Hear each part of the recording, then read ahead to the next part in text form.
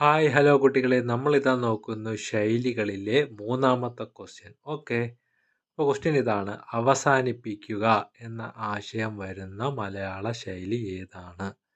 അവസാനിപ്പിക്കുക എന്ന ആശയം വരുന്ന മലയാള ശൈലി ഏതാണ്?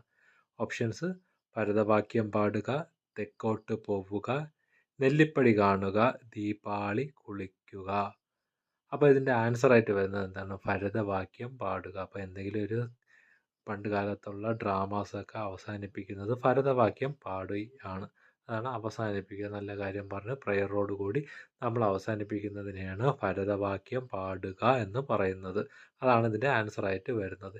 ഇനി ഞാൻ ബാക്കി ഓപ്ഷൻസ് നോക്കാം. തെക്കോട്ട് പോവുക. തെക്കോട്ട് പോവുക മീൻസ് ലിറ്ററലി പറയുകയാണെങ്കിൽ എന്താണ്? മരിച്ചു പോവുക എന്നുള്ളൊരർത്ഥം വരുന്ന രീതിയിലാണ് തെക്കോട്ട് പോവുക എന്ന് പറയുന്നത്. നെല്ലിപ്പടി കാണുക എന്ന് പറയുമ്പോൾ എന്താണ്? എന്തെങ്കിലും ഒരു കാര്യത്തിൻ്റെ ഏറ്റവും വേസ്റ്റ് ഫോം അനുഭവിച്ചു കൊണ്ടിരിക്കുന്നതിനെയൊക്കെ നമുക്ക് എന്തെന്ന് പറയാം? നെല്ലിപ്പടി കാണുക എന്ന് പറയാം.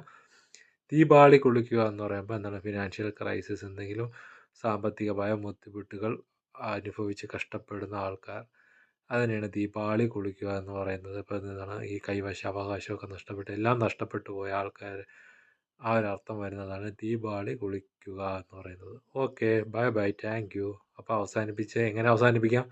ഭരതവാക്യം പറഞ്ഞ് അവസാനിപ്പിക്കാം. Bye bye.